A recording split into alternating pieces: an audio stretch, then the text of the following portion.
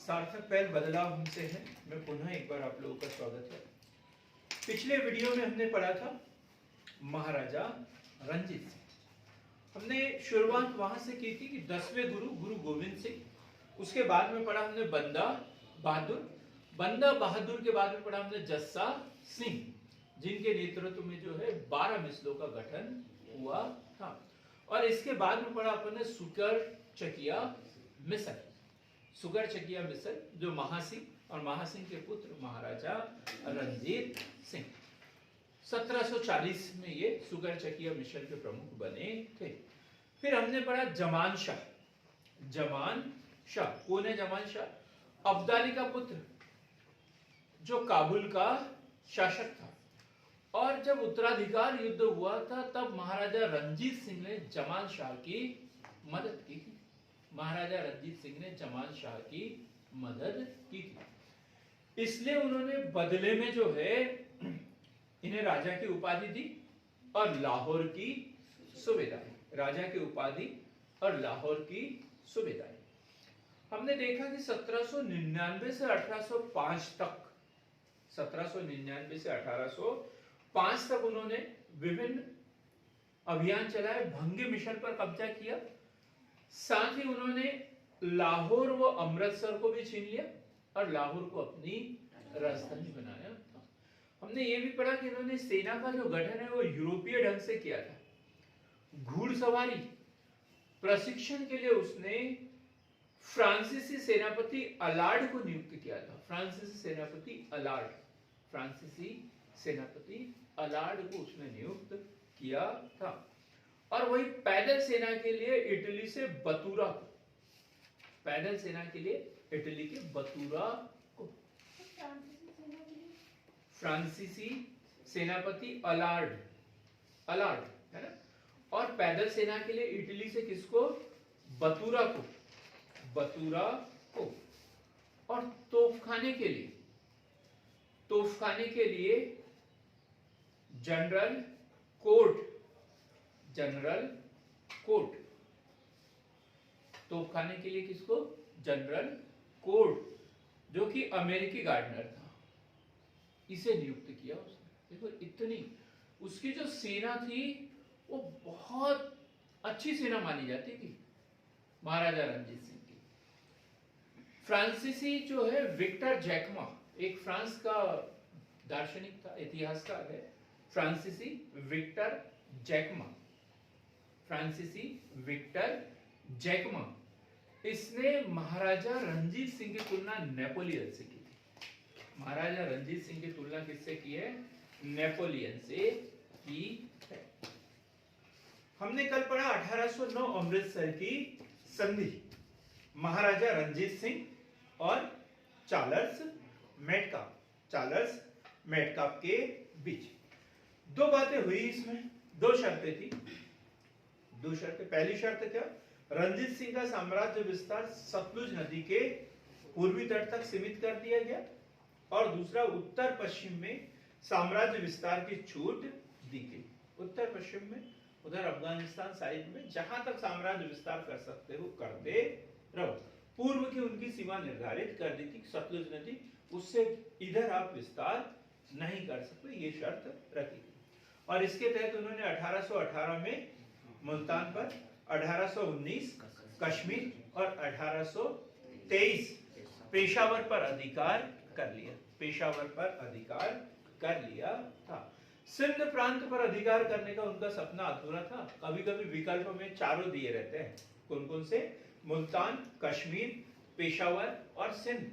इसमें से महाराजा रंजीत सिंह ने कहा अधिकार नहीं किया था? तो कहा नहीं किया था? सिंध प्रांत पर अधिकार नहीं किया था। अब हम बात करते हैं 1809 की एक घटना और 1809 की एक घटना क्या है? शाह सूजा, ये नाम बड़ा महत्वपूर्ण है। शाह सूजा, किसी को पता हो तो बता सकता है, कमेंट बॉक्स में जरूर लिखे ये कौन था शाह सूजा। जो ऑनलाइन पढ़ रहे हैं वो भी बता सकते हैं कौन था शाह सूजा। अहमद शाह अब्दाली का पौत्र, जमान शाह का पुत्र। मतलब अहमद शाह अब्दाली का पौत्र है ना। जमान शाह की वो पहचान नहीं है। किसकी पहचान है? अहमद शाह अब्दाली की। तो अहमद शाह अब्दाली का पौत्र और शाह सुजा को अपदस्थ कर उसका भाई कौन? दोस्त मोहम्मद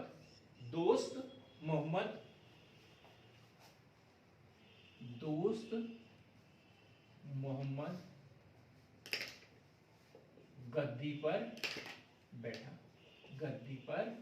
बैठा। अब चूंकि इनके संबंध किससे थे? पहले भी जो है महाराजा रणजीत सिंह ने मदद की थी इनके वालिद की, क्या नाम उनका? जमान शाह जी। तो ये भी कहाँ आएंगे? महाराजा रणजीत सिंह के दरबार में। शाह सुजा लाहौर आ गया, वहां से कहाँ आ गया? लाहौर आ गया। वह निर्वासित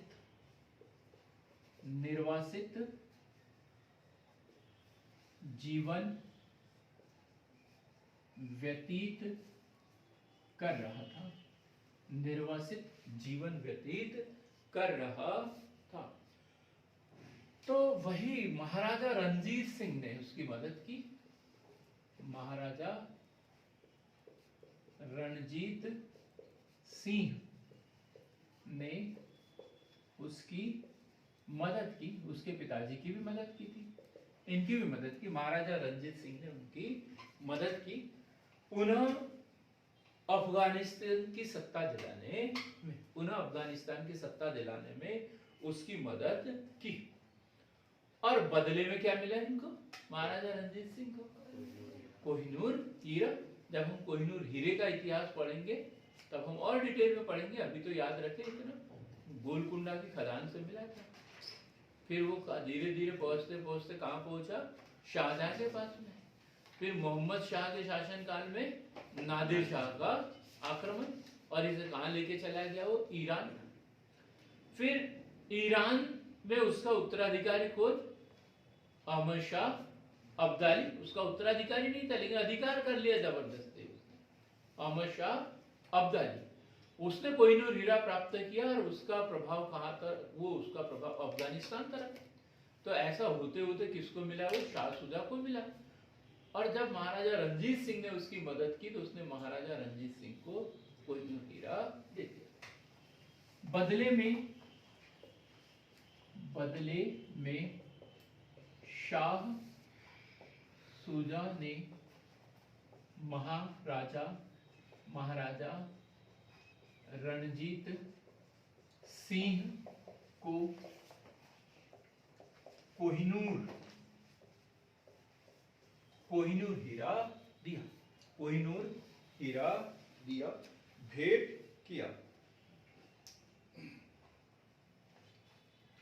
अंग्रेजों ने भी उसकी मदद की। अंग्रेजों ने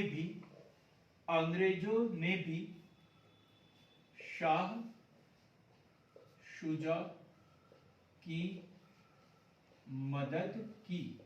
क्योंकि जो दोस्त मोहम्मद था वो रूस के नजदीक था।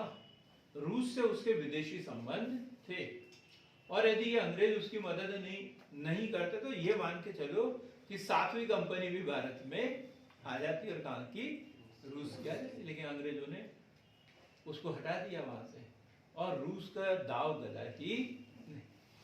तो अंग्रेजों ने भी शाह सुजा को गद्दी प्राप्त करने में रणजीत सिंह की मदद की थी, क्योंकि अफगानिस्तान का जो दोस्त मोहम्मद था, रूस से उसके अच्छे संबंध थे और रूसी हस्तक्षेप निरंतर बढ़ रहा था। लिखेंगे क्योंकि दोस्त मोहम्मद के रूस से अच्छे संबंध थे और रूस का हस्तक्षेप निरंतर बढ़ रहा था। रूस का हस्तक्षेप निरंतर बढ़ रहा था। अब हम बात करते हैं हरि सिंह नलवा। ये क्वेश्चन भी पूछा जाता है एग्जाम में। हरि सिंह नलवा कौन था ये? हरि सिंह नलवा सिख सेनापति। सिख सेनापति कौन था ये? सिख सेनापति। वह रणजीत सिंह का विश्वसनीय मंत्री। विश्वसनीय मंत्री, महाराजा रणजीत सिंह का विश्वसनीय मंत्री। जैसे अकबर के समय बैरम खान,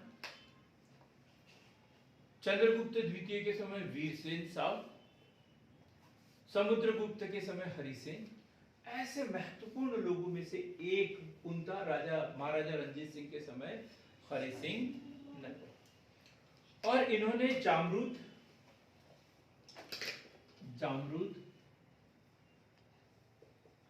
पेशावर,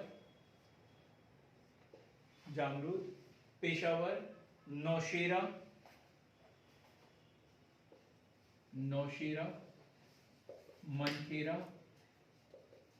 मनखेरा को मिला लिया। महाराजा रंजीत सिंह के साम्राज्य में मिला लिया, साम्राज्य का विस्तार किया। तो हमने अभी दो लोगों के बारे में पढ़ा, शाह सूजा और हरि सिंह नलवा। 3 नंबर में कभी भी क्वेश्चन बन जाते हैं, ये प्री में कभी भी क्वेश्चन बन सकते हैं। पर सबसे बड़ी बात कि आज ही नोटिफिकेशन आया है कि 1 महीने के अंदर जो भर्ती रुकी हुई है, पेंडिंग है, उन सबको सॉल्व करके नई भर्ती प्रक्रिया का ज्ञापन निकाल देंगे। तो ये बात सुन के आप लोगों का उत्साह बढ़ जाना चाहिए और जितनी पढ़ाई कर रहे थे उससे डबल हमें अब पढ़ाई करना पड़ेगा। अब हम बात करते हैं त्रिपक्षीय संधि।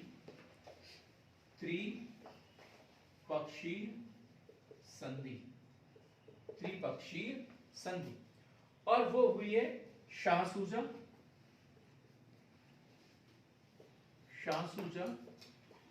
अंग्रेज और तीसरी पार्टी कौन होगी?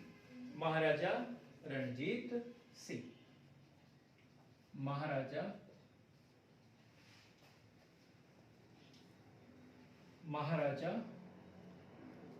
रणजीत सिंह। और ये घटना है 1838। संधि कब हुई? 1838। घटना 1838। क्या था? ब्रिटिश सेना को अफगानिस्तान जाने हेतु,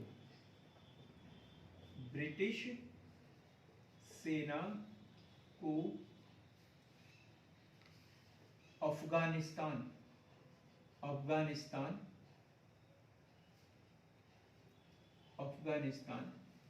जाने हेतु कहां से रास्ता चाहिए? पंजाब से रास्ता चाहिए और इसके लिए अंग्रेजों ने बीच में हस्तक्षेप किया। रास्ता चाहिए। अब क्या हुआ? 1838 में महाराजा रणजीत सिंह की मृत्यु। क्लियर हो गया? 1838 में महाराजा रणजीत सिंह की मृत्यु। और उसने ये जो त्रिपक्षीय संधि इसीलिए की थी ताकि एक प्रांत जो था उनका सिंध पर वो अधिकार कर लेगा। उधर सिंध था, सोच रहे थे कि अंग्रेजों को रास्ता दिलाएंगे, रास्ता देते देते हम भी वहां पर कब्जा कर लेंगे, ऐसा उसे लग रहा था। लेकिन क्या हुआ? उसका ये सपना अधूरा ही रह गया और 1838 ईस्वी में उसकी मृत्यु हो गई। अब 1838 से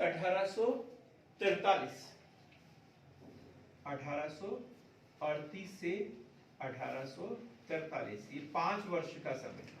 ये है उत्तराधिकार का संघर्ष, उत्तराधिकार के लिए संघर्ष, उत्तराधिकार के लिए संघर्ष 1838 से 1843 तक जो है उत्तराधिकार के लिए संघर्ष हुआ।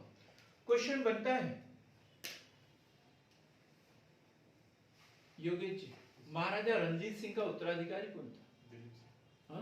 दिलीप सिंह। दिलीप सिंह कौन था? दिलीप सिंह। तो हम बात करते हैं महाराजा दिलीप सिंह। महाराजा दिलीप सिंह कब शासक बना है?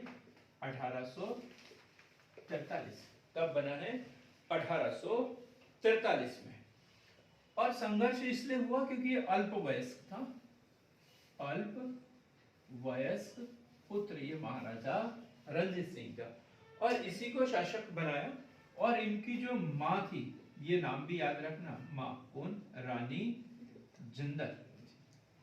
रानी जिंदल संरक्षिका बनी, रानी जिंदल संरक्षिका बनी, रानी जिंदल संरक्षिका बनी। दो लोगों का महत्वपूर्ण हाथ इसमें, दो लोग कौन होंगे? एक वजीर होगा और एक कौन होगा? सेनापति। एक वजीर मतलब मंत्री और एक सेनापति। तो वजीर है लाल सिंह, वजीर कौन है? लाल सिंह। और सेनापति है तेज सिंह, तेज सिंह। लाल सिंह और तेज सिंह, लाल सिंह और तेज सिंह। तो महाराजा रणजीत सिंह का उत्तराधिकारी कौन? महाराजा दिलीप सिंह। और ये अल्पवयस्क था, इसलिए महारानी जिंदल जो है इसकी संरक्षिका बनी। और इसके बाद में इनके उत्तराधिकारी और भी है, जैसे इतना सा क्वेश्चन आएगा महाराजा रणजीत सिंह के उत्तराधिकारी लिखे, तो हमने दिलीप सिंह लिख दिया, उतने में काम नहीं चलेगा। और भी है जैसे खड़क सिंह, खड़क सिंह के बाद शेर सिंह और नौनिहाल सिंह। शेर सिंह, खड़क सिंह लिखा हुआ पहले, खड़क सिंह, शेर सिंह, नौनिहाल सिंह आदि शासक बने, आदि शासक बने। अब हमें पढ़ना है आंग्ल सिख युद्ध, लेकिन इससे पहले हम पढ़ेंगे रणजीत सिंह का प्रशासन। ये क्वेश्चन एग्जाम में पूछा जाता है, मेंस का क्वेश्चन है, महाराजा रणजीत सिंह का प्रशासन और उसकी सैन्य व्यवस्था। सैन्य व्यवस्था के बारे में दो चार बातें मैंने आप लोगों को बता दी कि उसने फ्रांसीसियों को इटली से भी जो है सैन्य प्रशिक्षण के लिए रखा था, तोप खाने के लिए अमेरिका से बुलाया था उसने। तो इस तरीके से उनकी जो सेना थी वो उस समय की दूसरे नंबर की सेना थी पूरी। यदि एक रैंक दी जाए तो दूसरे नंबर की सेना मानी गई है। तो हम बात करते हैं रणजीत सिंह का प्रशासन। महाराजा रणजीत सिंह का प्रशासन, महाराजा रणजीत सिंह का प्रशासन। तो ये विजेता तो थे ही, इन्होंने पेशावर, लाहौर, मुल्तान इन सब पर अधिकार किया, भंगी मिसल पर अधिकार किया। तो विजेता होना अलग बात है, कुशल प्रशासक होना अलग बात है। जैसे बाबर विजेता था और शेरशाह सूरी एक कुशल प्रशासक के रूप में जाना जाता है। लेकिन महाराजा रणजीत सिंह महान विजेता के साथ साथ कुशल प्रशासक भी थे। पहली लाइन तो यही लिखेंगे, महाराजा रणजीत सिंह महान विजेता होने के साथ साथ, महान विजेता होने के साथ साथ कुशल प्रशासक भी थे, कुशल प्रशासक भी थे। विभिन्न मिसलों को, कितनी मिसलें थी उस समय? 12। तो 12 मिसलें तो रणजीत सिंह के पहले थी। इन्होंने क्या किया, तो टुकड़ों में बटा हुआ था, इनको सिख प्रांत में कन्वर्ट कर दिया और इसके लिए एक दल बनाया था, एक राज्य बनाया था, उसका नाम है सरकार ए खालसा। क्या? सरकार ए खालसा। 3 नंबर का क्वेश्चन बन सकता है, सरकार ए खालसा।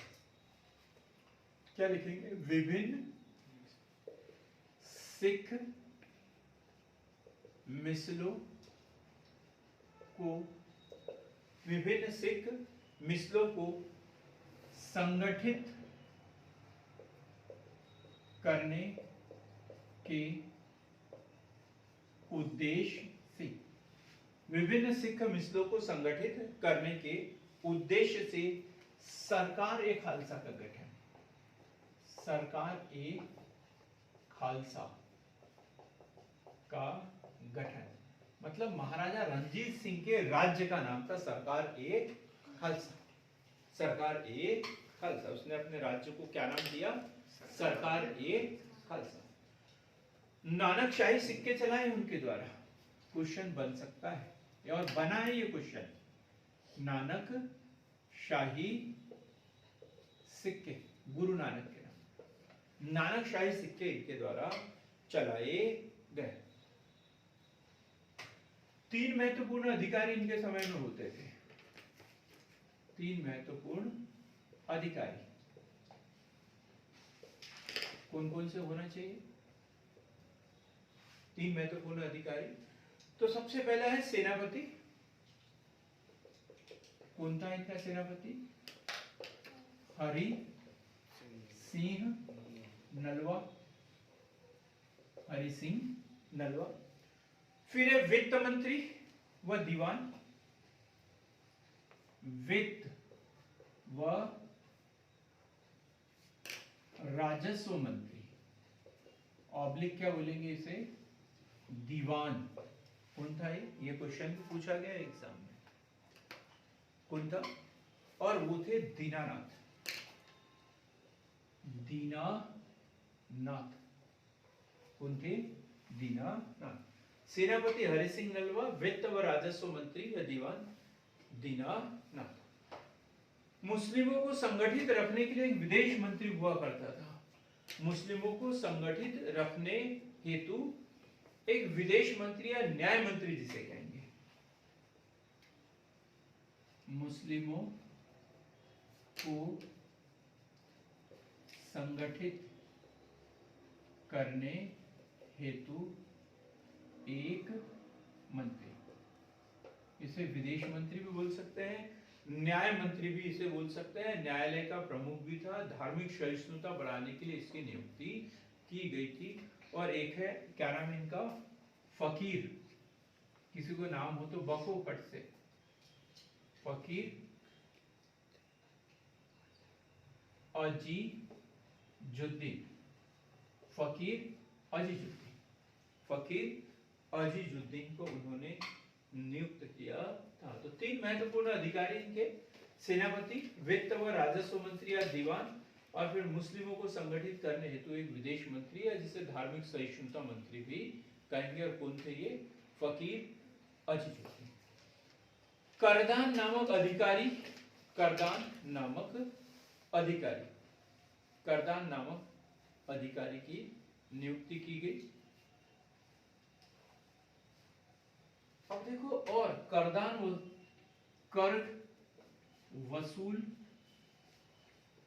करने के लिए इन्होंने 3-4 अधिकारियों की नियुक्ति की कर वसूल करने के लिए। नंबर 1 राजस्व संग्रहकर्ता, राजस्व संग्रहकर्ता, राजस्व संग्रहकर्ता। खजांची, खजांची, खजांची। लेखाकार, लेखाकार। न्यायाधीश, न्यायाधीश। और उत्पाद व सीमा शुल्क निरीक्षक, उत्पाद व सीमा शुल्क निरीक्षक। ये कर वसूल करने के लिए या करदान नामक अधिकारी जो थे, तो ये लोग थे सब, इतने सारे कर वसूल करने के लिए करदान अधिकारी के रूप में किस किस को नियुक्त किया? राजस्व संग्रहकर्ता, खजांची, लेखाकार, न्यायाधीश, उत्पाद व सीमा शुल्क निरीक्षक आदि इन पदों की नियुक्ति की गई। तो महाराजा रणजीत सिंह का प्रशासन पढ़ रहे थे। जब भी प्रशासन पूछे तो उनके विजयी अभियान उसमें अवश्य लिखना, कब किस किस को उसके द्वारा जीता गया। उसके बाद देखेंगे वो महान विजेता होने के साथ साथ कुशल प्रशासक भी थे। विभिन्न सिख मिसलों को संगठित करने के उद्देश्य से अपने राज्य को सरकार-ए खालसा का नाम दिया, सरकार-ए खालसा। नानकशाही सिक्के जारी किए थे और 3 महत्वपूर्ण अधिकारी हुआ करते थे। एक सेनापति हरि सिंह नलवा, वित्त और राजस्व मंत्री या दीवान दीनानाथ, और मुस्लिमों को संगठित करने तो विदेश मंत्री, और उसका नाम क्या था, फकीर अजीज। एक करदान या कर वसूल करने के लिए इसने अधिकारी नियुक्त किए थे। राजस्व संग्रहकर्ता, खजांची, लेखाकार, न्यायाधीश, उत्पाद व सीमा शुल्क निरीक्षक। अब हम देख लेते हैं चलते चलते सैन्य प्रशासन, क्योंकि बीच में मैंने बता भी दिया सैन्य प्रशासन इनका, फिर भी देख लेना। सैन्य प्रशासन, सैन्य प्रशासन, तो हमने ये देखा था सेना का संगठन यूरोपीय ढंग से, सेना का संगठन यूरोपीय ढंग से किया था।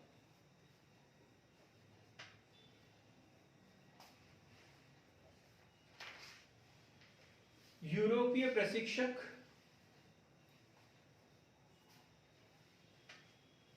कौन कौन, एलार्ड, बतूरा, बंतूरा,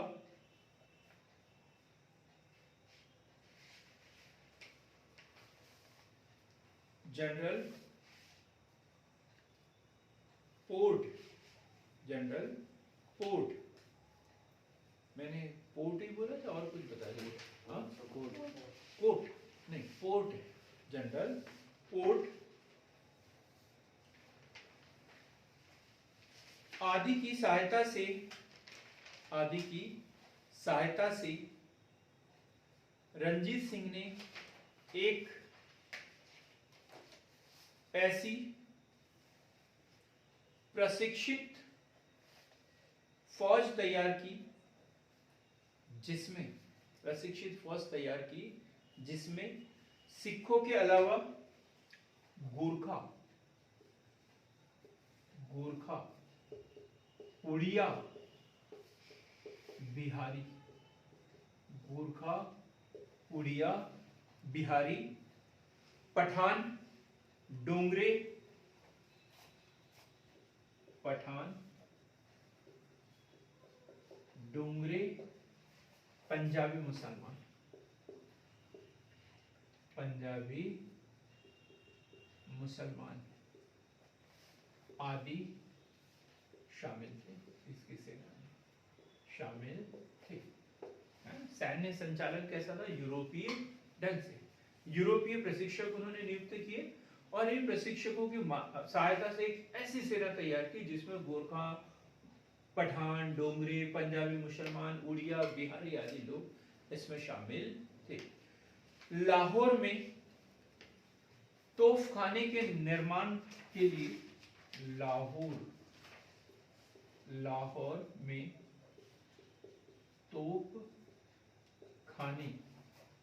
तोपखाने के निर्माण के लिए कारखाना खोला,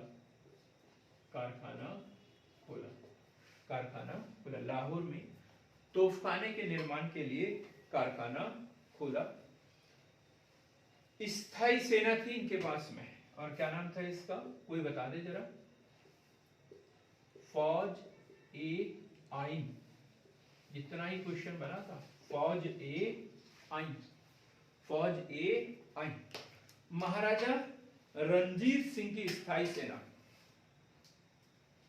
महाराजा रणजीत सिंह की स्थायी सेना जो पूरे विश्व में